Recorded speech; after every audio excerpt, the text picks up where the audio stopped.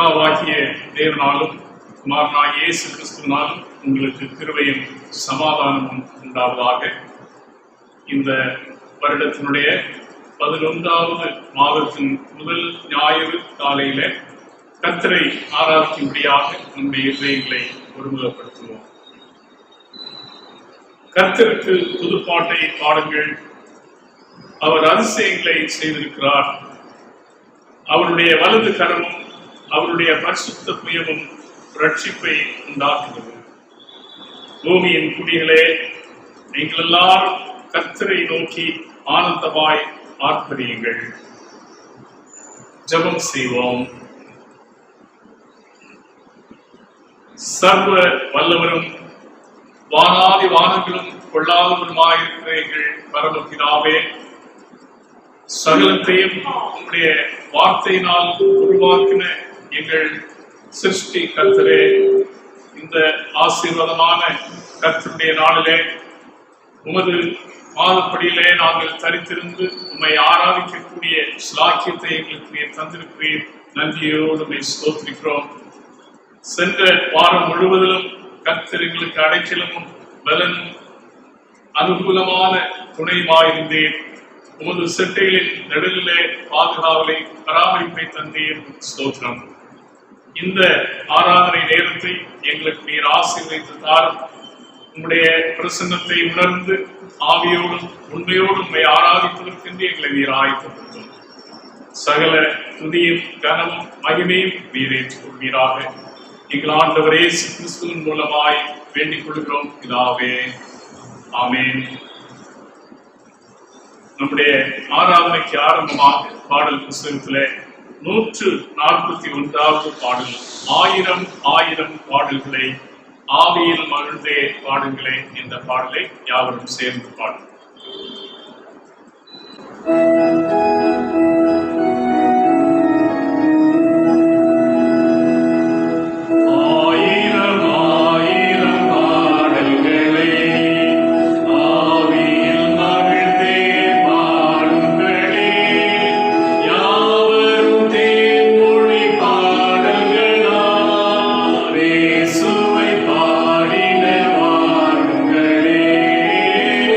Alleluia, alleluia.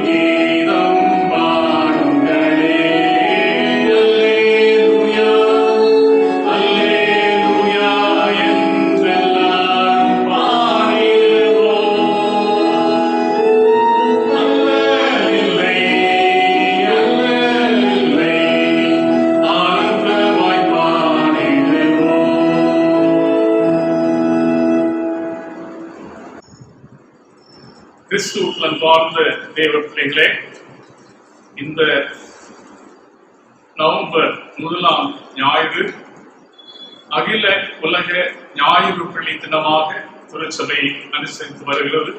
ஒவ்வொரு வருடத்திலும் November மாதத்தின் முதல் ஞாயிறு சிறுவர்களுக்கென்று சிறப்பு தினமாக நாம் அனுசரிக்கிறோம்.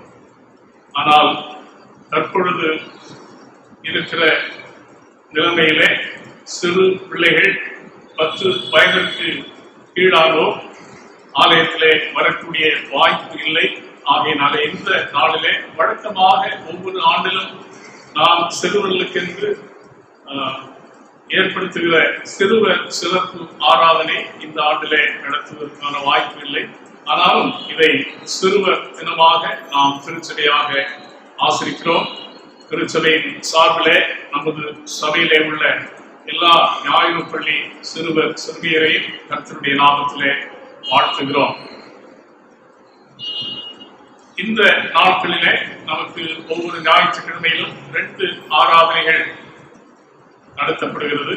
காலை 8 மணிக்கு ஒரு ஆராதனையும், 2வது ஆராதனை காலை 9:30 மணிக்கு நடத்தப்படுகிறது. இந்த மாதத்திலே இந்த முதல் ஞாயிற்றுக்கிழமையிலே நாம் கர்த்தருடைய பரிசுத்த பந்தியை ஆசரிக்கிறோம். வழக்கமாக நாம் இந்த பந்தியிலே பங்கு பெறுவதற்கு சற்று வித்தியாசமாக இந்த சமூக இடைவெளியை கடைபிடிக்கக்கூடிய முறையிலே நாம் அதை கையாளுகிறோம். கர்த்தருடைய பந்தியிலே பங்கு பெறுகிறவர்கள் முன்னாக இங்கே ஆழ்த்துள்ளே வந்து வழக்கம் போல எடுப்பதற்கான வாய்ப்பு இல்லை. திராட்சரசமும் அப்பமும் ஒன்றாக இணைத்து சீல் செய்யப்பட்டு ஒவ்வொரு கப்பிலே நீங்கள் இருக்கிற இடங்களிலே அது பரிமாறப்படும். எல்லாரும் அதை வாங்கின பின்பு ஒரே நேரத்தில் நாம் ஜெபித்து அதை உட்கொள்வோம். இந்த முறையிலே நாம் பரிசுத்த பந்தியிலே பங்கு பெற ஒழுங்குபடுத்தப்பட்டிருக்கிறது. இதை ஞாபகத்தில் வைத்துக் கொள்வோம். ஆலயத்திலே ஆராதனையிலே பங்கு பெற முடியாத முதியவர்கள் மற்றும் பலர் இந்த கர்த்தருடைய பந்தியிலே பங்கு கொள்ளக்கூடிய வாய்ப்பு இல்லை. இதை வருத்தத்தோடு தெரிவித்துக் கொள்கிறோம். வெகு விரைவிலே இந்த நிலை மாறும். யாவரும் சேர்ந்து ஆண்டவரை ஆராதிக்கவும் கர்த்தர் வாய்ப்புகளை தர நாம் அதற்காக ஜெபிப்போம். இந்த கடந்த 3 வாரங்களிலே மாலை ஆராதனை 6 மணிக்கு என்று நாம் ஒழுங்கு செய்திருந்தோம். ஆனால் மாலையிலே யாரும் ஆராதனைக்கு என்று வராத காரணத்தினாலே இந்த பேண்டமிக் சீசன் முழுவதிலும் நாம் மாலை ஆராதனையை நிறுத்தி வைத்திருக்கிறோம். இதை உங்களுக்கு அறிவிக்கிறோம். சபையிலே உள்ள வியாதியஸ்தர்கள், சரீர பலவீனத்தோடு இருக்கிறவர்களை கர்த்தருடைய சமூகத்திலே நாம் நினைவு கூறுவோம். மிஸ்டர் ஈஃப்ரே அவர்கள் கையிலே ஏற்பட்ட காயத்தினாலே அறுவை சிகிச்சைக்கு பின்பு குணம் அடைந்து வருகிறார்கள். அவர்களுக்கு பூரண சுகம் கிடைக்க அவர்களுக்கு ஆச்சரிப்போம்.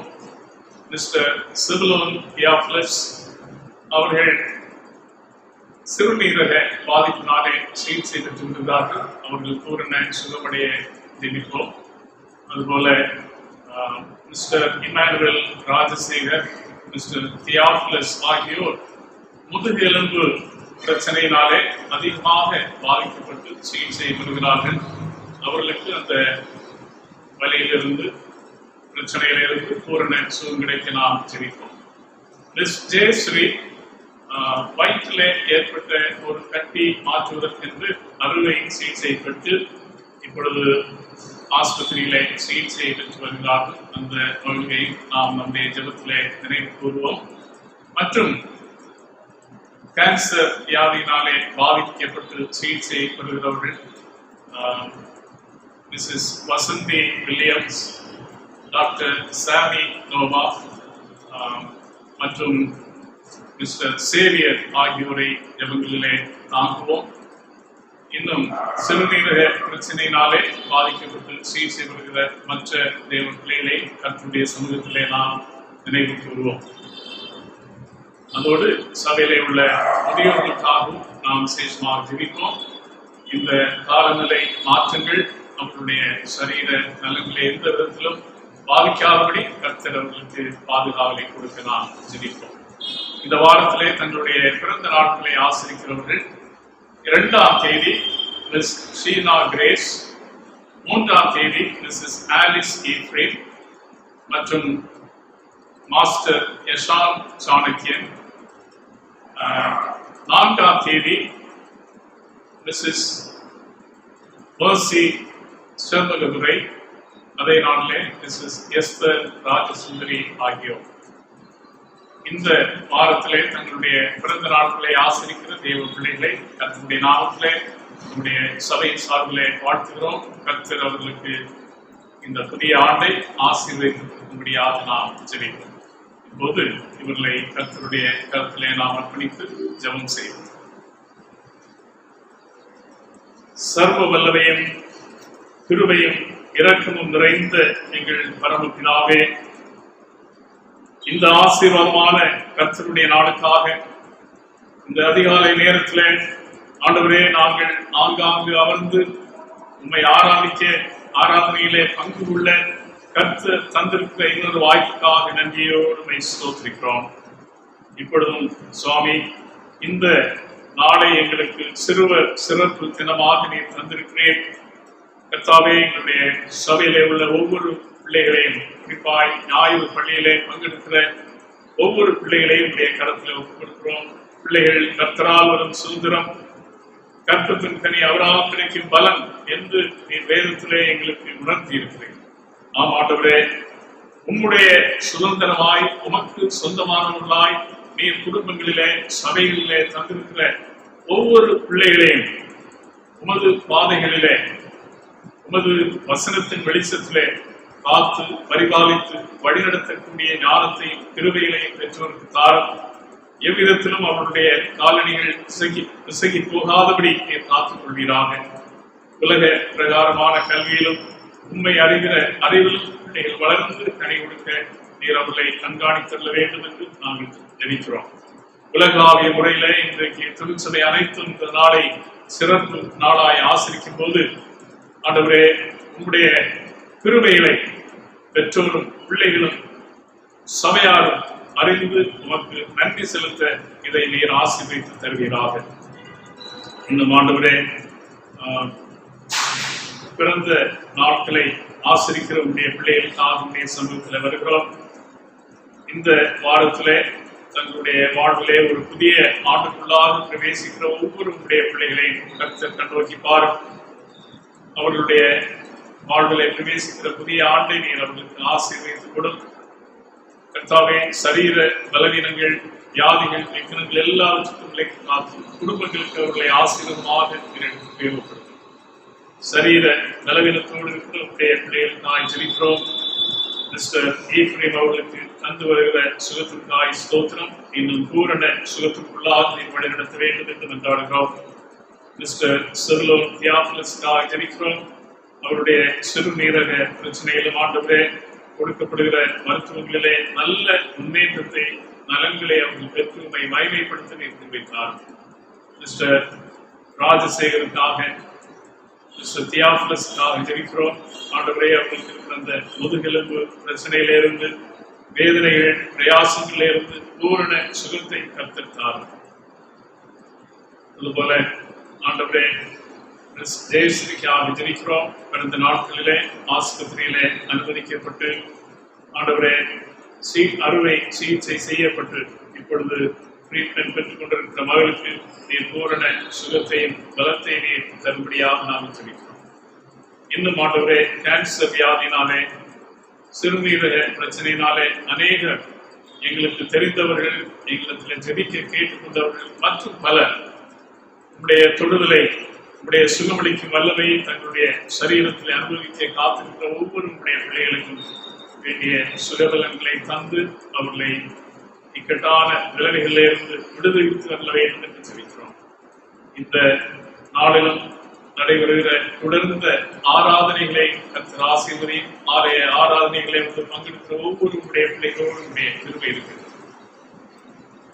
நாங்கள் வாடுகிற இந்த சூழ்நிலையில தற்பொழுது நிலவுகிற ஆண்டவரே, கடினமான சூழ்நிலைகள், இந்த கொரோனா தொற்று மூலமாக ஏற்பட்டிருக்கிற பாதிப்புகள், ஆண்டவரே இழப்புகள், பல விதங்களிலே ஏற்பட்டிருக்கிற கஷ்ட நஷ்டங்கள், இவைகள் எல்லாம் மாறி இயல்பு நிலை திரும்ப கர்த்தர் எங்களுடைய தேசத்தின் மேல் இறங்கும்படியாக ஜெபிக்கிறோம். இந்த நாட்களிலே நீர் தந்து வருகிற மழைக்காகவும் நாங்கள் நன்றி செலுத்துகிறோம். அநேக இடங்களிலே அதிக மழையினாலே வெள்ளங்கள் ஏற்பட்டு பல பாதிப்புகளாக அநேக மக்கள் அகப்பட்டிருக்கிறார்கள். அவர்களுக்கு வேண்டிய பராமரிப்பையும் ஒதுக்கிடத்தையும் ஆண்டவரே தேவைகளை கர்த்தர் சந்தித்து நிவாரணத்தை அவர்கள் பெற்று மறுபடியும் இயல்பு நிலைக்குள்ளாக திரும்படியாக தெரிவு செய்யும். இந்த ஆராதனையை தொடர்ந்த நேரத்தை எங்களுக்கு நீர் ஆசீர்வதித்து தருவீராக. உங்களுடைய வார்த்தைகள் மூலமாக எங்களை நீர் இந்த நாளிலே போஷித்து தர வேண்டும் என்று சித்தரிக்கிறோம். சகல கனத்தையும் மகிமையும் துதிகளையும் செலுத்தி எங்கள் ஆண்டவரே கிறிஸ்துவின் மூலமாய் வேண்டிக் கொள்கிறோம் பிதாவே. ஆமென். இந்த நாளுக்குரிய வேத பகுதியை நாம் இப்பொழுது வாசிக்க கேட்போம். அப்போஸ்தலனாகிய பவுல் எபேசிய சபைக்கு எழுதின நிருபம் 6ஆம் அதிகாரம் 1 முதல் 4 வரை அடங்கிய வேத வசனங்களை நாம் வாசிக்க கேட்போம். The scripture lesson is taken from the book of Ephesians chapter 6 verses 1 through 4. பிள்ளைகளே, உங்கள் பெற்றோருக்கு கர்த்தருக்குள் கீழ்ப்படியுங்கள், இது நியாயம். உனக்கு நன்மை உண்டாயிருப்பதற்கும் பூமியிலே உன் வாழ்நாட்கள் நீடித்திருப்பதற்கும் உன் தகப்பனையும் உன் தாயையும் கனப்படுவாயாக என்பதே வாக்குத்தத்தம் உள்ள முதலாம் கற்பனையாயிருக்கிறது. பிதாக்களே, நீங்களும் உங்கள் பிள்ளைகளை கோபப்படுத்தாமல் கர்த்தருக்கு ஏற்ற சிக்ஷையிலும் போதனையிலும் அவர்களை வளர்ப்பீர்களாக என்பதே. தேவன் தாமே இந்த திருவசனங்களை நமக்கு ஆசீர்வதித்து தருவாராக. ஆமென். இந்த நாளுக்குரிய தேவ செய்தியை ரெவரண்ட் வில்சன் அவர்கள் நமக்கு பகிர்ந்து கொடுக்க அவர்களை அன்பாய் அழைக்கிறேன்.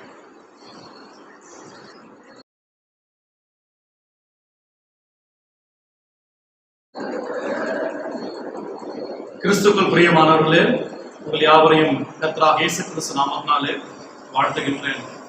குறிப்பாக இந்த 11ஆம் மாதத்தின் முதல் நாளிலே, முதல் ஞாயிற்றுக்கிழமையிலே கர்த்தரை ஆராதிக்க கர்த்தர் தந்த இந்த தருணத்திற்காக நன்றி செலுத்துகின்றோம். குறிப்பாக இன்றைக்கு ஒரு விசேஷத்த ஆராதனையாக நாம் அனுசரித்துக் கொண்டிருக்கின்றோம். அகில உலக ஞாயிறு பள்ளி தினம் மற்றும் நம்முடைய தேசத்துல கூட இந்த நவம்பர் மாதத்துல சில்ட்ரன்ஸ் டே நாம் கொண்டாடுவது உண்டு, நவம்பர் 14ஆம் தேதி. ஆகவே இந்த நவம்பர் மாதம் சிறுவர்களுக்கான ஒரு சிறப்பு மாதமாக இருக்கின்றது. ஆகவே இந்த சிறுவர்களை குறித்ததான செய்தி நம்முடைய திருமறையில என்ன இருக்கிறது என்பதை நாம் சற்று சிந்திக்க தியானிக்க இருக்கின்றோம். வாசிக்க கேட்ட வேத பகுதி எபேசியர் 6ஆம் அதிகாரம் வசனம் 1 முதல் 4 வரை உள்ள பகுதிகளை நாம் திருப்பி வைத்து அதன் அடிப்படையிலே நாம் இன்றைக்கு சிந்திக்க இருக்கின்றோம். பொதுவாக இந்த உலகத்தில் இருக்கின்றவர்கள், சமுதாயத்தில் வாழுகின்றவர்கள் என்ன கூறுவார்கள் என்றால், சிறு பிள்ளைகள் அல்லது வாலிபர்களை குறித்து சொல்லும் பொழுது அவர்கள் எதிர்கால சமுதாயத்துடைய தூண்கள் என்று சொல்லுவார்கள். Children or youth are the pillar of the future society என்று சொல்லுவார்கள்.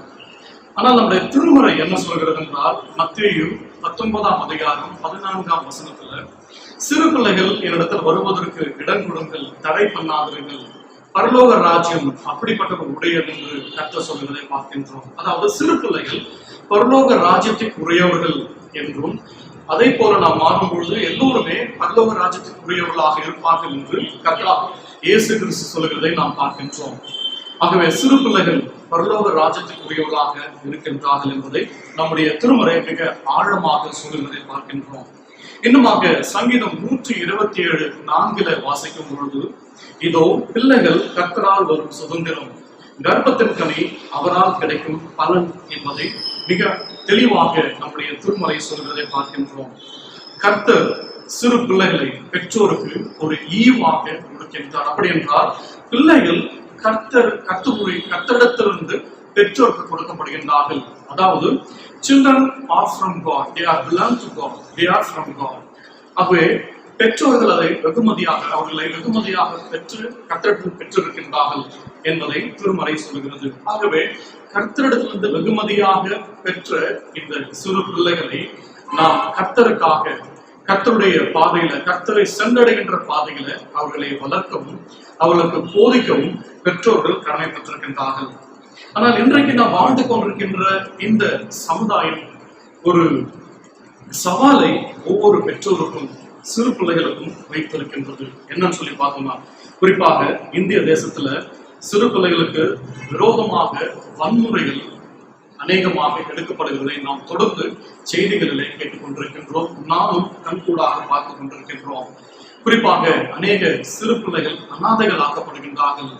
பெரியவருடைய தவறான உறவு நிமித்தமாக அநேக பிள்ளைகள் அநாதைகளாக பிறக்கின்றார்கள். அநேக சிறு பிள்ளைகள் தெருக்களில் பிச்சை எடுக்க செய்கின்றார்கள். அவர்களை கட்டாயப்படுத்தி பிச்சை எடுக்க வைக்கின்றார்கள். கட்டாயப்படுத்தி குற்ற செயல்கள் செய்ய வைக்கின்றார்கள். மற்றுமாக வன்புணர்வு அவர்களுக்கு அதிகமாக கொடுக்கப்படுகிறது. நாம் தொடர்ந்து செய்திகளில் பார்க்கின்றோம். போதைப் பொருள்களுக்கு அடிமையாக்கப்படுகிறார்கள். மற்றுமாக பாலியல் தொழிலில் அதிகமாக ஈடுபடுத்தப்படுகின்றார்கள் கட்டாயப்படுத்தி. மற்றுமாக இன்றைக்கு உள்ள அநேக செய்திகள் மற்றும் செய்திகள் வரவில்லை. என்னவென்றால், இப்படி அநாதைகளாக அல்லது தெருக்களில் இருக்கின்ற சிறு பிள்ளைகளுடைய உடல் உறுப்புகளை அவர்களுக்கு தெரியாமலே அநேகர் அதை களவாடி விற்கிறதை நாம் செய்திகளில் பார்க்கின்றோம். அநேக சமூக வலைத்தளங்களை இதை குறித்து சொல்லுகிறதை நாம் பார்க்கின்றோம். NCBI என்ற ஒரு நிறுவனத்திலிருந்து ஒரு ரிப்போர்ட் என்ன சொல்லப்படுகிறது என்றால், இந்திய தேசத்துல 50 மில்லியன் சிறு பிள்ளைகள் அவர்கள் மனநல கோளாறால் பாதிக்கப்பட்டிருக்கின்றார்கள் என்று சொல்லப்படுகிறது. மற்றுமாக யுனிசெஃப் அவர்கள் சொல்லுகின்ற அறிக்கையில 8 லட்சம் குழந்தைகள், இந்தியாவில் 8 லட்சம் குழந்தைகள் அவர்கள் சரியான உணவு இல்லாததால் அவர்கள் ஒரு ஆண்டில் மறிக்கின்றார்கள் என்று சொல்கிறார்கள். மற்றுமாக 5 லட்சம் சிறு பிள்ளைகள் இந்த சமுதாயத்துல, இந்த தேசத்துல அதிகமாக பொல்யூஷனால அவர்கள் மறித்து போகிறார்கள் என்று சொல்லப்படுகிறார்கள்.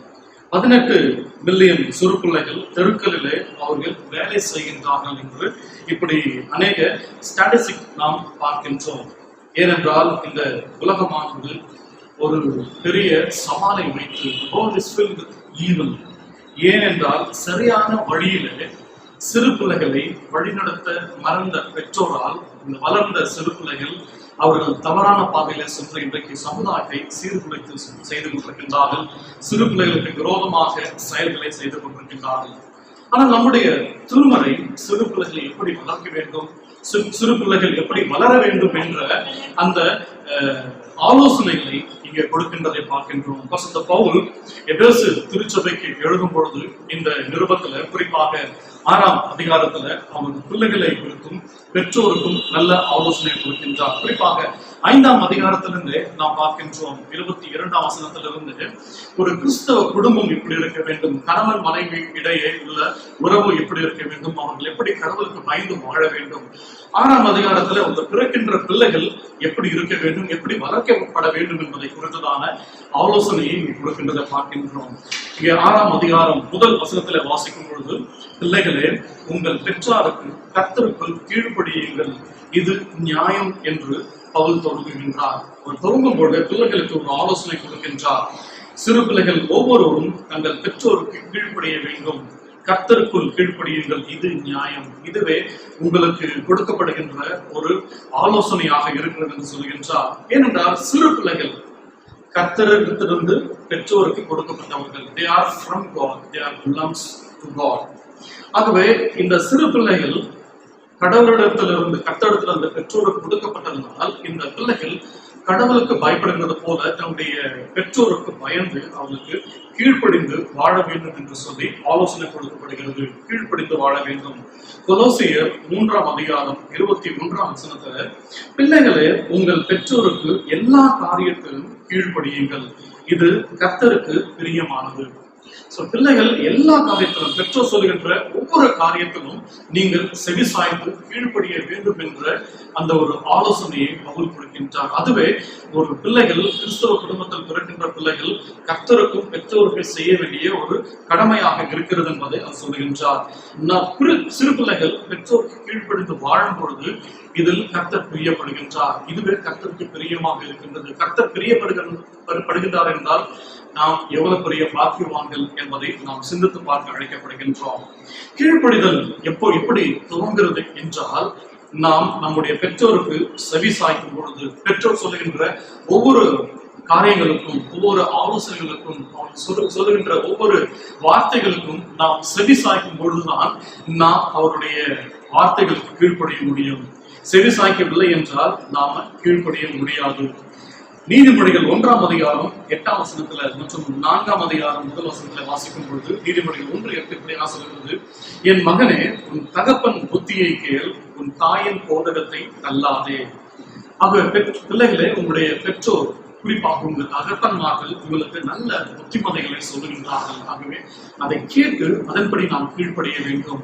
இரண்டாவதாக, உங்களுக்கு கொடுக்கப்பட்டிருக்கின்ற தாய்மார்கள், ஒவ்வொரு தாயும் உங்களுக்கு நல்ல போதகத்தை, அநேக இல்லங்கள்ல பொதுவாக பார்த்தீங்கன்னா தாய்மார்கள் அதிகமாக பேசுவாங்க, அதிகமான காரியங்களை சொல்லிக்கொண்டே இருப்பாங்க. ஆகவே அது நற்போதனை, நல்ல டீச்சிங் என்று வேதம் சொல்லுகிறது. ஆகவே உங்களுடைய தகப்பனுடைய புத்தியையும் உங்களுடைய தாயுடைய போதகத்தையும் தள்ளாதே என்று சொல்கிறது. இது வெறும் தாய் தகப்பனை சார்ந்தது மாற்றமல்ல, உங்கள் வீட்டில் இருக்கின்ற பெற்றோர்கள், தாத்தா பாட்டி சொல்லுகிறதையும் நீங்கள் கேட்க வேண்டும் என்று நம்முடைய திருமறை சொல்லுகிறது. ஆகவே கீழ்ப்படிதல் மிக முக்கியமான ஒரு காரியமாக நம்முடைய வாழ்வில் இருக்கின்றது. சிறு பிள்ளைகளை நம்முடைய வாழ்க்கையில கீழ்ப்படிதல் மிக முக்கியமான ஒன்று. அந்த கீழ்ப்படிதலுக்கு ஒரு சான்றாக அமைகிறது என்னவென்றால் கேட்பது, லிசனிங் மிக முக்கியமான ஒன்று. நம்முடைய திருமறையில பார்க்கும்போது ஆதியாகமம் 22ஆம் வசனத்துல 22ஆம் அதிகாரத்துல வசனம் 3 முதல் 10 வரை வாசிக்கும் பொழுது அங்கே ஈசாக்குடைய கீழ்ப்படுதலை குறித்து நாம் வாசிக்கின்றோம். இதை குறித்து அநேக கதைகளாக, அநேக தியானங்களை நாம் கேட்டிருப்போம். எப்படி ஈசாக்கு தன்னுடைய தகப்பனாகிய ஆபிரகாம் கீழ்ப்படுகிறார் என்றால், அவர் தன்னுடைய இல்லத்தை விட்டு மோரியா மலைக்கு நேராக செல்கின்றார்கள். செல்லும் பொழுது அங்கே பலிக்கான அந்த பொருட்களை ஆபிரகாம் ஈசாக்கின் தோள் மேலே வைக்கின்றார். அதை ஈசாக்கு சுமந்து வருகின்றார். இன்னைக்கு யோசிச்சு பாருங்க, அப்பா அம்மா வீட்டுல இருந்த சின்ன காரியத்தை இதை எடுத்துட்டு வாருன்னா உடனே நம்ம சலிச்சுப்போம். எப்பவுமே என்கிட்ட வேலை சொல்றீங்க, இந்த பொருள் எல்லாம் தூக்க முடியாது, என்கிட்டயே சொல்றீங்க தூக்க சொல்லின்னு சொல்லி. ஆனால் இங்க ஈசாக்கு தன்னுடைய இல்லத்திலிருந்து அந்த மோரியா மலை வரைக்கும் அந்த கட்டைகளை தன்னுடைய தோள் மேல சுமந்து வருகிறார் என்று சொல்லி பார்க்கின்றோம். அடுத்ததாக நாம் பார்க்கும்போது ஈசாக்கு அங்கே பலியாக கட்டி பலிபீடத்தின் மேல வைக்கும் போது ஒரு வார்த்தையும் பேசாமல் அமைதியாக படுத்திருக்கின்றார். தன்னுடைய தகப்பனுடைய சொல் கேட்டு தான் மறிப்பதற்கும் தயாராக துணிந்து அங்கே செயல்படுகிறதை நாம் பார்க்கின்றோம். இதுதான் கீழ்ப்படிதல். இன்னொரு உதாரணம் நம்முடைய திருமுறையில் சொல்லப்பட்டிருக்கிறது. பிலிப்பியர் 2ஆம் அதிகாரத்துல 5 முதல் 9ஆம் வசனத்துல வாசிக்கின்றோம். குறிப்பாக 8ஆம் வசனத்துல வாசிக்கும் பொழுது, பிலிப்பியர் 2:8 வாசிக்கும் பொழுது, அவர் மனுஷ ரூபமாய் காணப்பட்டு மரண பரியந்தும், அதாவது சிலுவையின் மரண பரியந்தமும் கீழ்ப்படிந்தவராகி தம்மை தாமே தாழ்த்தினார். இது இயேசு கிறிஸ்து குறித்து சொல்லப்பட்டிருக்கிறது. இயேசு கிறிஸ்துடைய கீழ்ப்படுதலை குறித்து சொல்லப்படுகிறது. அதாவது சிலுவையின் மரணம் பரியந்தம் இயேசு கிறிஸ்து கடவுளுக்கு சமமானவர், கர்த்தருக்கு சமமானவர், எல்லா பலனையும் கொடுக்கப்பட்டிருந்தது. ஆனா மனுஷ சாயல்ல வந்தது நிமித்தமாக அவரை சிலுவைக்கு பிதாவாகிய கர்த்தர் ஒப்புக் கொடுத்தார். அந்த மரணத்தை ஏற்க துணிகின்றார். தன்னுடைய தகப்பனாகிய பிதாவாகிய கர்த்தருக்கு செவிசாய்த்து அந்த சிலுவையின் மரண பரியந்தம் தம்மை தாழ்த்தி வெறுமையாக்கி அவர் மரண பரியந்தமும் கீழ்ப்படைந்தவராகி தம்மை தாமே தாழ்த்தினார் என்று சொல்லப்படுகிறது.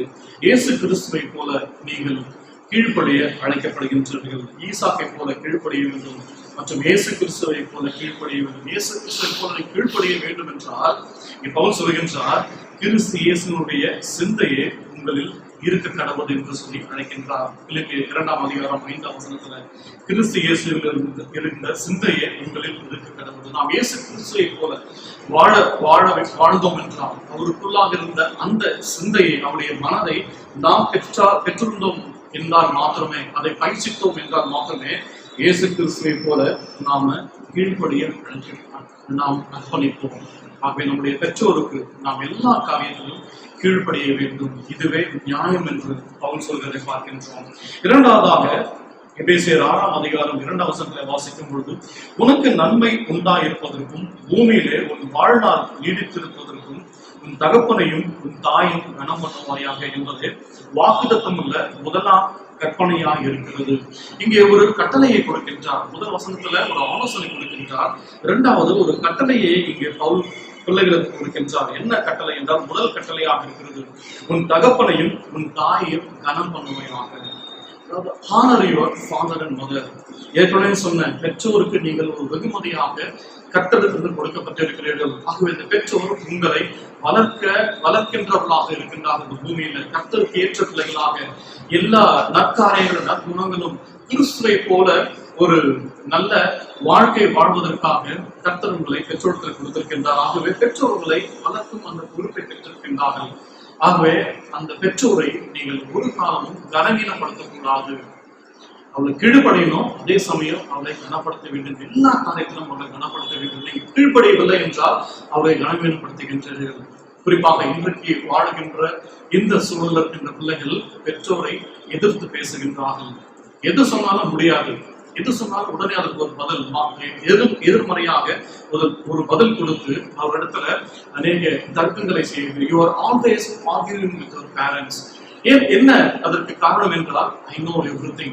எனக்கு எல்லாமே தெரியும், நீங்க எனக்கு சொல்லிக் கொடுத்ததை நான் செய்யணும்னு அவசியம் இல்லை, அல்லது நான் கூகுள் பண்ணா இல்ல இன்டர்நெட்ல போய் நான் பார்த்தேன்னா எல்லாமே எனக்கு கிடைச்சிடும் என்ற ஒரு சிந்தை உங்களுக்குள்ளாக இருக்கின்றது. ஆகவே நீங்கள் உங்கள் பெற்றோர் சொல்வதை கேட்க நீங்கள் மறுக்கின்றீர்கள். ஆக எல்லா சூழலிலும் அவங்களிடத்துல ஒரு வாக்குவாதத்தை நீங்கள் எப்பொழுதும் ஏற்படுத்தி கொண்டிருக்கிறீர்கள். ஆனால் நம்முடைய திருமறை சொல்கிறது, வேதம் சொல்கிறது, நீங்க அவங்களை கனப்படுத்த வேண்டும். கனப்படுத்துகிறீர்கள் என்றால் அவர்களுக்கு கீழ்ப்படிய வேண்டும், அவர்களுக்கு செவிசாய்க்க வேண்டும். எந்த சூழலிலும் அவர்களை விட்டுவிடக்கூடாது, தள்ளிவிடக்கூடாது. நீங்க எனக்கு தேவையில்ல, நானே பார்த்துக் கொள்வேன், சுயமாக சிந்தித்து செயல்படும் என்று சொல்லி நீங்கள் சிந்திக்க கூடாது. ஏனென்றால் இந்த சமுதாயத்தில் நடக்கின்ற காரியங்களை புரிந்து கொள்வதற்கோ அதை சிந்தித்து செயல்படுவதற்குரிய அந்த ஞானமும் அந்த அனுபவமும் உங்களுக்கு கிடையாது. ஆனால் உங்கள் பெற்றோருக்கு அது இருக்கிறது.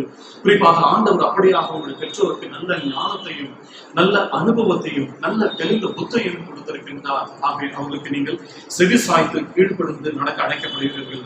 லேவியர் ஆகமத்தில் ஒரு கட்டளை இருக்கிறது. லேவியர் ஆகமம் 20ஆம் அதிகாரம் 9ஆம் வசனத்திலே வாசிக்கும் பொழுது, தன் தகப்பனையாவது தன் தாயையாவது சபிக்கிற எவனும் கொலை செய்யப்பட கடவன் என்று அங்கே கட்டளை கொடுக்கப்பட்டிருக்கிறது. இஸ்ரவேலுக்கு கொடுக்கப்பட்ட கட்டளை. தகப்பனையும் தாயும் நிராகரித்து அவர்களை கனவீனப்படுத்தினால் உடனடியாக அவர்கள் கொலை செய்யப்பட வேண்டும் என்று சொல்லப்பட்டிருக்கிறது. ஆனால் இன்னைக்கு அப்படி செய்யப்படவில்லை. நாம் கிருபையின் காலத்தில் இருப்பதனால் எல்லாவற்றையும் நமக்கு சாதகமாக எடுத்துக்கொண்டு பெற்றோருக்கு விரோதமாக செயல்படுகின்றோம். ஆனால் நம்முடைய பெற்றோருக்கு கீழ்ப்படிந்து பெற்றோரை கனப்படுத்தி வாழும் பொழுது என்ன நடக்கிறது என்றால், வாக்குத்தத்தம் கொடுக்கப்பட்டிருக்கிறது 2ஆம் வசனத்துல, உனக்கு நன்மை உண்டாயிருப்பதற்கும் பூமியிலே உன் வாழ்நாள் நீடித்திருப்பதற்கும் தகப்பனையும் தாயையும் கனப்படுத்தினாய் என்றால் உனக்கு 2 நன்மைகள் நடைபெறும். ஒன்று, உனக்கு நன்மை உண்டாயிருக்கும். எப்பவுமே உனக்கு நல்ல ப்ராஸ்பரிட்டி, உன் வாழ்க்கை வாழ்நாள் முழுவதுமாக உனக்கு நன்மை தீமை ஏற்படாது. தீமையை நீ பார்க்க மாட்டாய். நன்மையை கண்டு எப்பொழுதும் உனக்கு ஒரு வெற்றி உள்ள வாழ்க்கை, சக்சஸ்ஃபுல் வாழ்க்கை தான் உனக்கு இருக்கும். அடுத்ததாக, உன் வாழ்நாள் நீடித்திருக்கும். இந்த சமுதாயத்துல இந்த உலகத்துல நீ வாழ்வதற்கு உன் ஜீவன் நல்ல நீடித்த ஜீவனை நீ பெற்று வாழ்வாய். குறிப்பாக பிள்ளைகள் தங்கள் பெற்றோரை கனம் பண்ணி கீழ்ப்படிந்து வாழும் பொழுது பாவத்திலிருந்தும் ஆபத்திலிருந்தும் நீங்கள் தப்பித்து கொல்லப்படுகிறீர்கள், தப்பித்து வாழ்கின்றீர்கள். அதற்காகவே பெற்றோர்கள் நல்ல ஒரு ப்ரொடெக்ஷன் கொடுத்து உங்களை வழிநடத்துகின்றார்கள். ஆகவே நீங்கள் பெற்றோரை கனப்படுத்தி வாழும் பொழுது உங்களுக்கு நன்மை உண்டாயிருக்கும், உன் வாழ்நாள் நீடித்திருக்கும் என்பதில் எந்த விதமான சந்தேகமும் இல்லை. மூன்றாவதாக நாம் பார்க்கும் பொழுது இங்கே பவுல் பெற்றோருக்கு ஒரு ஆலோசனை கொடுக்கின்றார். 4ஆம் வசனத்துல, பிதாக்களே நீங்களும் உங்கள் பிள்ளைகளை கோபப்படுத்தாமல் கர்த்தருக்கேற்ற சிற்றையிலும் போதுமையிலும் அவர்களை வளர்த்தீர்களாக. பிதாக்களே என்று சொல்லி பொதுவான மொழிபெயர்ல பார்க்கும் பொழுது, தகப்பன் தாய்மார்களே நீங்க என்ன செய்யணும்னா உங்க பிள்ளைகளை கோபப்படுத்தாம கர்த்தருக்கு ஏற்ற சிக்ஷைகளை நாம் வளர்க்க வேண்டும். முதலாவது நாம் பார்க்கின்றோம், அவைகளை கோபப்படுத்தக்கூடாது. கோபப்படுத்தாம, அவங்களை இரிட்டேட் பண்ணாம, பொறுமையாக அன்பு செலுத்தி அவர்களை நல்வழியில நடத்த நீங்கள் கடமைப்பட்டிருக்கிற ஒவ்வொரு பெற்றோரும் உங்கள் பிள்ளைகளுக்கு எப்பொழுதுமே அவர்களுக்கு நீங்க ஒரு பக்க பலமாக, என்னுடைய பெற்றோர் எனக்கு எப்பவுமே பக்க துணையாக இருக்கின்றார்கள் என்ற அந்த கான்பிடன்ஸ் லெவல நீங்கள் உங்க பிள்ளைகளுக்கு ஏற்படுத்த அழைக்கப்படுகிறீர்கள். இங்க சொல்கிறது 2 காரியத்தை சொல்கின்றார், 3 காரியத்தை சொல்றார் பவுல் பெற்றோருக்கு. ஒன்று, நீங்க உங்க பிள்ளைகளை கோபப்படுத்தக்கூடாது, அது எரிச்சல் அடைய செய்யக்கூடாது. எப்ப பார்த்தாலும் ஒரே ஆலோசனை, ஒரே அட்வைஸ் என்று சொல்லி நீங்களே பேசிக்கணும், அவர்களை பேச விடாம செய்யாமல் அவர்களே பேச விடுங்க. அவங்களுக்கு கலந்து ஆலோசிங்க, அவங்களுக்கு ஸ்பேஸ் கொடுங்க. ஸ்பேஸ் கொடுக்கணும்னு சொல்லி சொல்லுகிறார். அடுத்ததாக என்ன செய்யறாங்க, கர்த்தருக்கேற்ற சிக்ஷையிலும் போதனையில் நடக்கணும். அதாவது டிசிப்ளின் வச்சிருக்கிறேன், at the same time instructive வச்சிருந்தேன் வேர்ட் ஆஃப் காட் என்று சொல்லி 3 காரியத்தை அவர் சொல்லுகின்றார். ஆகவே பிள்ளைகளை எரிச்சல் மூட்டாமல், கோபப்படுத்தாமல், எப்பொழுதும் நாமே பேசி அட்வைஸ் செய்து கொண்டு பேஸ் கொடுக்காம இல்லாமல் அவர்களை எல்லா காரியத்திலையும் அவர்களை என்கரேஜ் பண்ணி, அவரிடத்துல அன்பு செலுத்தி, அவரிடத்துல பொறுமையா இருந்து காரியங்களை அழைக்கப்படுகின்றோம். இரண்டாவதாக அவர்களை கிறிஸ்துவ நடத்தையில நடத்த வைக்க வேண்டும். கிறிஸ்டியன் டிசிப்ளின் அவர்களுக்கு கொடுக்க வேண்டும். கிறிஸ்துவ நெறிமுறைகளை அவர்களுக்கு போதித்து அதில் நடத்த வேண்டும் என்று சொல்லி இங்கே பவுல் ஆலோசனையாக சொல்லுகின்றார். நீதிமொழிகள் 13ஆம் அதிகாரம் 24ஆம் வசனத்துல வாசிக்கும் பொழுது, பெரும்பை கையாடாதவன் தன் மகனை பகைக்கிறான், அவன் மேல் அன்பாய் இருக்கிறவனும் அவனை ஏற்கனவே தண்டிக்கின்றான். அதாவது பெரும்பை கையாளாதவர் தன் மகனை நேசிக்காதவர் என்று சொல்லி அதனுடைய விளக்கம் சொல்கிறது. நாம் இடத்துல கடுமையாக இருக்கவில்லை, எல்லா சூழலிலும் இல்லை, தப்பு செய்யும் பொழுது கடுமையாக இருக்க வேண்டும். அதே சமயம் அன்பு செலுத்தி அவர்களுக்கு அந்த தப்பு என்ன என்பதை, அவர் என்ன தவறு செய்திருக்கின்றால் அதற்கு அப்படி செய்யக்கூடாது என்கின்ற ஆலோசனையை நாம் சொல்ல வேண்டும். மகனை நேசிப்பவரோ அவனை ஏற்கனவே தண்டிக்க தயங்க மாட்டார். நம்முடைய பிள்ளைகளை நாம் நேசிக்கின்றோம் என்றால் தப்பு பண்ணும்பொழுது நம்ம கண்டிப்பாக இருக்க தயங்க மாட்டோம். ஐயோ பிள்ளை நான் கடுமையா பேசக்கூடாது என்று சொல்லி நாம அதை நிராகரித்தோம் என்றால் அவர் அந்த தவறை தொடர்ந்து செய்வாங்க. எங்க வீட்டுல பாத்தீங்கன்னா ஒரு பெரம்பு இருக்கு, பெரிய ஸ்டிக்கர் இருக்கு. ஆனா நான் இது வரைக்கும் அதை பயன்படுத்தல. அதை நான் கொண்டு 2-3 வருடங்கள் அதை இந்த பெரம்பை வீட்டுல வச்சிருக்கேன். இது வரைக்கும் என் பொண்ணு இடத்துல பயன்படுத்தல. ஆனா சொல்லியிருக்கேன், தப்பு செய்யும்போது இந்த பெரம்பு என் கையில வந்துடும், ஒண்ணு கண்டிப்பாக சொல்லி. ஆனால் இதுவரைக்கும் அந்த சந்தர்ப்பத்தை என் மகள் இடத்துல கொடுக்கவில்லை. ஆனா என்னுடைய சின்ன வயசுல நான் யோசித்து பார்க்கும்பொழுது எங்களுக்கு ஒரு பெரம்பு இருக்கும், எப்ப பார்த்தாலும் அடிபட்டுட்டே இருக்கும். அப்படி என்றால் இவருடைய பெற்றோருக்கு கீழ்ப்படியாமல் அந்த செயலை செய்ததுனால எங்க பெற்றோர் அடித்தார்கள். ஆனால் அந்த அன்றைக்கு அந்த அடி வாங்கினதுனால இன்றைக்கு சரியான ஒரு பாதையை நாம் தேர்ந்தெடுத்து சரியான பாதையில ஆண்டவருக்கு பிரியமான ஒரு வாழ்க்கையை வாழ்வதற்கு அன்றைக்கு என்னுடைய பெற்றோர் செய்த காரியம், அவர்கள் அந்த பெரம்ப கையில எடுத்ததுனால இன்றைக்கு சரியான பாதையில சென்றிருக்கின்றன. எல்லா சூழல்ல பிள்ளைகளை அடிக்க வேண்டும் என்று சொல்ல ஆலோசனை சொல்லல, பிறவை வைத்துக் கொள்ளுங்கள். பிள்ளைகள் மீறி செல்லும் பொழுது பிறம்பை எடுத்து பயன்படுத்த நீங்கள் தயங்கக்கூடாது. ஆகவே பிள்ளைகளும் உங்களுடைய பெற்றோருக்கு அந்த வாய்ப்பை கொடுக்காதீங்க. சரியாக பெற்றோர் சொல்வதை கேட்டு நடக்க வேண்டும். இரண்டாவதாக, குறிப்பாக எபிரேயர் 12ஆம் அதிகாரத்தில் 13ஆம் வசனத்துல வாசிக்கும் பொழுது, எந்த சிற்றையும் தற்காலத்தில் சந்தோஷமாய் காணாமல் துக்கமாய் காணும் ஆகிலும் பிற்காலத்துல அதில் பழகினவர்களுக்கு அது நீதியாக சமாதானத்தின் பலனை தரும் என்று சொல்லப்படுகிறது. ஆகவே இன்றைக்கு பெற்றோர் உங்களுக்கு நல்ல டிசிப்ளின் பண்ணும்பொழுது அது உங்களுக்கு ஒரு சோதனையாக, ஒரு சிற்றையாக காணப்படும். எப்போ பார்த்தாலும் எங்களுக்கு இதை ஸ்டிக் பண்ணிட்டே இருக்கீங்க, செய்யாதன்னு சொல்லிட்டு. ஆனா அதை நீங்க பழகிட்டீங்கன்னா எதிர்காலத்துல எங்களை போல வளர்ந்து வரும்பொழுது அது உங்களுக்கு நீதியின் சமாதானத்தின் பலனை கொடுக்கும். பீஸ்ஃபுல் ஃப்ரூட், நல்ல ஒரு கனி கொடுக்கின்ற வாழ்க்கையை நீங்கள் பெற்றிருக்கிறீர்கள். இரண்டாவதாக, மூன்றாவதாக பவுல் சொல்லும் பொழுது என்ன சொல்கிறார்? Instructive child in God's word சொல்கிறார், நற்போதனையில அவர்களை வளர்ப்பீர்களாக. கர்த்தருக்கேற்ற போதனையில அவர்களை வளர்க்க வேண்டும். பெற்றோரை இன்றைக்கு கர்த்தருக்கேற்ற போதனையில பிள்ளைகளை வளர்க்க வேண்டும் என்றால் நமக்கு இருக்கின்ற ஒரே ஒரு சோர்ஸ் புக் என்ன பார்த்தோம்னா நம்முடைய வேதாகமம், நம்முடைய திருமறையில் இருக்கின்ற வசனங்கள், வாக்கியங்கள், சொல்லப்பட்டிருக்கின்ற கட்டளைகள், வாக்குறுதிகள், கர்த்தருடைய போதனைகள் நமக்கு ஆதாரமாக இருக்கின்றது. ஆகவே பெற்றோர் இந்த திருமறையின் வசனங்களை வாசித்து அதை தியானித்து அதனுடைய ஒவ்வொரு கருப்பொருள்களையும் உங்களுடைய வாழ்வில அதை நடைமுறை செய்தவர்களாக இருக்க வேண்டும். நீங்கள் புரிந்தவர்களாக இருக்க வேண்டும். மாறாக திருமறையில் இருக்கின்ற காரியங்களை விட்டுட்டு நீங்க கூகுள்ல போய் சர்ச் பண்ணீங்கன்னா அது நல்வழிப்படுத்தாது. அல்லது திருமறையில் இருக்கிற வசனங்களை புரிந்து கொள்வதற்கு நீங்க கூகுள் பண்ணீங்கன்னா அதுல நிறைய தவறான போதனைகள், தவறான வியாக்கியானங்கள் இருக்கின்றது. அதில் நீங்க சிக்கிப்பீங்க. ஆகவே கூகுள் பண்ணாதீங்க. ஆனால் முழங்கால் படிட்டு ஜெபிங்க. பரிசுத்த ஆவியானவர் அதனுடைய விளக்கங்களை கொடுப்பார். ஆண்டவரை சார்ந்து நீங்கள் நிற்கும் பொழுது திருமறையினுடைய ஆழ்ந்த சத்தியங்கள், வசனங்களுடைய வியாக்கியானங்களை கர்த்தர் உங்களுக்கு பரிசுத்த ஆவியானவர் மூலமாக கொடுப்பார். அதை கொண்டு நீங்கள் உங்கள் பிள்ளைகளுக்கு ஆலோசனை கொடுக்க அழைக்கப்படுகிறீர்கள். ஆகவே திருமறையை கொண்டு நீங்கள் உங்கள் பிள்ளைக்கு ஆலோசனை கொடுக்க வேண்டும் என்றால் நாம் ஆராதிக்கின்ற கர்த்தர் எப்படிப்பட்டவர் என்பதை குறித்து நீங்கள் புரிந்து கொண்டு அந்த புரிந்து கொள்ளுதலை உங்கள் பிள்ளைகளுக்கு கற்றுக் கொடுக்க வேண்டும். சங்கீதம் 18:1-6 வரை வசனங்களை வாசிக்கும் போது நம்முடைய கர்த்தர் எப்படிப்பட்டவர் என்பதை அந்த சங்கீதக்காரர் சொல்கின்றார். கண்மலையாக, கோட்டையாக, அரணாக, பாதுகாவலாக, என் ரட்சிப்பின் நங்கூரமாக இருக்கின்றார் என்ற அந்த புரிந்து கொள்ளுதலை அவர் பெற்றுக்கொண்டு அதை பாடலாக பாடுகின்றார். அந்த புரிந்து கொள்ளுதல் உங்களுக்கு இருக்க வேண்டும்.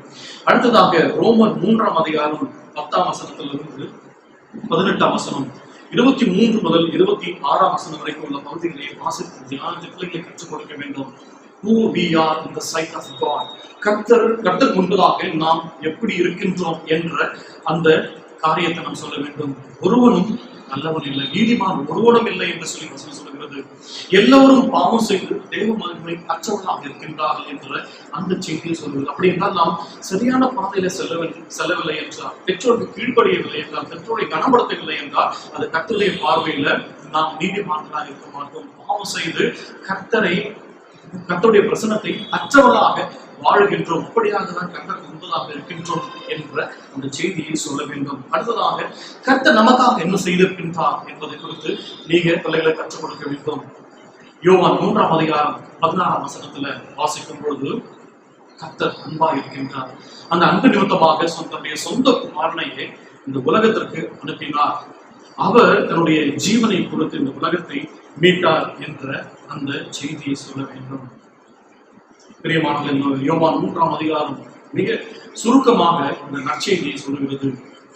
கர்த்தர், பிதாவாகிய கர்த்தர் குமாரனாகிய இயேசு கிறிஸ்து நமக்காக என்ன செய்தார் என்பதை அது நமக்கு கற்றுக் கொடுக்கின்றது. ஆகவே இதை நாம பிள்ளைகளுக்கு கற்றுக் கொடுக்க வேண்டும். கர்த்தர் நமக்காக என்ன செய்தார் என்றும் மற்றுமாக 2 தீமோத்தேயு 3ஆம் அதிகாரம் 15 முதல் 17 வரை வாசிக்கும் பொழுது நம்முடைய திருமறை எப்படியாக இருக்கிறது என்பதை குறித்து இங்கே பவுல் ஆலோசனையாக சொல்கிறார். கிறிஸ்து இயேசுவை பற்றும் விசுவாசத்தினாலே உன்னை இரட்சிப்புக்கேற்ற ஞானவானாக்கத்தக்கதாக பசுத்த வேத எழுத்துக்களை நீ சிறு வயது முதல் அறிந்தவன் என்று உனக்கு தெரியும். வேத வாக்கியங்கள்லாம் தேவ ஆவியால் அருளப்பட்டு இருக்கிறது. தேவனுடைய மனுஷன் பேரினமாகவும் எந்த நற்கிரியை செய்ய தகுதியுள்ளமாக இருக்கும்படியாக அவைகள் உபதேசத்திற்கும், கடிந்து கொள்ளுதலுக்கும், சீர்திருத்தலுக்கும், நீதியை பிறப்பித்தலுக்கும் ரோஜனம் உள்ளதா இருக்கிறது என்பதை திருமறையை குறித்து பவுல் சொல்கின்றார். அந்த பிள்ளைகள் எந்த கேள்வி கேட்டாலும் அந்த கேள்விக்கு நீங்க திருமறையிலிருந்து பிள்ளைகளுக்கு பதில் சொல்ல அழைக்கப்படுகிறீர்கள். அப்படி நாம் திருமறையிலிருந்து பதில் சொல்லுவோம் என்றால் பிள்ளைகள் அந்த ஆவிக்குரிய வாழ்க்கையை பெற்றுக் கொள்வார்கள், ஆவிக்குரிய சிந்தையை பெற்றுக் கொள்வார்கள், ஆவிக்குரிய ஜீவியத்தை அவர்கள் பெற்றுக் கொள்வார்கள். இன்றைக்கு இருக்கின்ற இந்த சூழல்ல பெற்றோருக்கு பெரிய ஒரு சவால். என்ன சவால்னு சொல்லி பார்த்தோம்னா, பேண்டமிக் சிச்சுவேஷன்ல ஆன்லைன் கிளாஸ். நாம பிள்ளைகளுக்கு இந்த வயதுல லேப்டாப் அல்லது மொபைல் போன் தரக்கூடாது என்ற அந்த கட்டுப்பாட்டுல இருந்தோம். ஆனால் அதை மறுக்க முடியாத ஒரு சூழல். சிறு வயதுல கிண்டர் கார்டன்ல இருந்து காலேஜ் போற பிள்ளைகள் வரைக்கும் இன்னைக்கு எல்லாருமே கேட்ஜெட்ஸ் யூஸ் பண்றாங்க. நல்ல காரியம் இருக்கு, தீமையான காரியம் நமக்கு தெரியும், ஆனா அவங்களுக்கு தெரியாது. பார்ப்பதற்கு எது நன்றாக இருக்கிறதோ அதுக்குள்ளாக டக்குன்னு டைவர்ட் ஆகி போயிடுவாங்க. ஆனா நமக்கு ஒரு பெரிய சவால். நம்ம ஜாக்கிரதையாக பிள்ளைகளோடு அமர்ந்து இருந்து அவர் என்ன செய்கிறார் என்பதை நாம கவனிக்க அழைக்கப்படுகின்றோம். மற்றவர்களோடு கற்றுக் கொடுக்கவும் அழைக்கப்படுகின்றோம். நாம் திருமறையை குறித்து, திருமறையில் சொல்லப்பட்டிருக்கின்ற சத்தியங்கள், திருமறையிலிருந்து அவர்கள் கேட்கின்ற கேள்விகளுக்கு பதில் சொல்லுவோம் என்றால் அவர்கள் வழி விலகி செல்ல மாட்டார்கள். சங்கீதம் 119 97 முதல் 105 வரை வசனங்களை வாசிக்கும் பொழுது, உமது வேதத்தில் நான் எவ்வளவு பிரியமா இருக்கிறேன், நாள் முழுவதும் அதை தியானம். நீர் உம்முடைய கற்பனைகளை கொண்டு என்னை என் சத்துருக்களிலும் அதிக ஞானம் உள்ளவனாக்கினீர். அவைகள் என்றைக்கும் என்னுடனே இருக்கிறது. கர்த்தருடைய வசனத்தை கொடுத்தோம் என்றால், அதை தியானிக்க கற்றுக் கொடுத்தோம் என்றால் பிள்ளைகள் வழி விலகி செல்ல மாட்டாங்க. தொடர்ந்து 105ஆம் வசனம் சொல்லும் பொழுது, உங்களுடைய வசனம் என் கால்களுக்கு தீபமும் என் பாதைக்கு வெளிச்சமா இருக்கிறது. பிள்ளைகள் இந்த கணினியோ அல்லது இந்த கேஜெட்ஸை பயன்படுத்தும் பொழுது கர்த்தருடைய வசனத்தை வைத்து அவங்க அளவிட்டு கொள்வாங்க. மார்ஜின் இதை தாண்டி நான் போகக்கூடாது, இதற்குள்ளாக இருக்க வேண்டும். ஏன்னா கர்த்தருடைய வசனம் என் பாதைக்கு வெளிச்சமும் என் தீபமா இருக்கின்றது என்பதை அவர்கள் சிந்தித்து செயல்படுவார்கள். ஆகவே சிறு பிள்ளைகளை, பெற்றோரை, இந்த நல்ல ஒரு கிறிஸ்தவ சமுதாயத்தை படைக்க வேண்டிய ஒரு காலகட்டத்தில் நாம் வாழ்ந்து கொண்டிருக்கின்றோம். இன்றைக்கு இருக்கிற சிறு பிள்ளைகளை சரியான பாதையில நாம் நடத்த அழைக்கப்படுகின்றோம். அப்படி நடத்துவோம் என்றால் எதிர்காலத்துல நல்ல ஒரு ராஜ்யத்திற்குரிய பிள்ளைகளாக இருப்பார்கள். நல்ல ஒரு ராஜ்யத்தினுடைய அந்த வாழ்க்கையை பிள்ளைகள் இந்த சமுதாயத்தில் வாழ்வார்கள். இன்றைக்கு இருக்கின்ற இந்த பாவம் நிறைந்த இந்த வாழ்க்கையில நம்முடைய பிள்ளைகள் பரிசுத்தமாக ஜீவிப்பார்கள். அது நம்முடைய கரத்தில் இருக்கிறது, பெற்றோருடைய கரத்திலும் சிறுகளுடைய கரத்தில் இருக்கிறது. ஆகவே இந்த ஆலோசனைகளை பெற்று இதன்படி நம்முடைய வாழ்வை வாழ்வதற்கு நாம் கர்த்தருடைய கரத்தில் அர்ப்பணிப்போம். கர்த்தர் நம்மை ஆசீர்வதிப்பாராக. ஆமென். இப்போது நம்முடைய பாடல் புத்தகத்துல 212வது பாடலை நாம் பாடுவோம். மகிழ்வோம் மகிழ்வோம் தினமாக மகிழ்வோம் என்ற பாடலில் முதல் 3 சரணங்களையும் பாடுவோம்.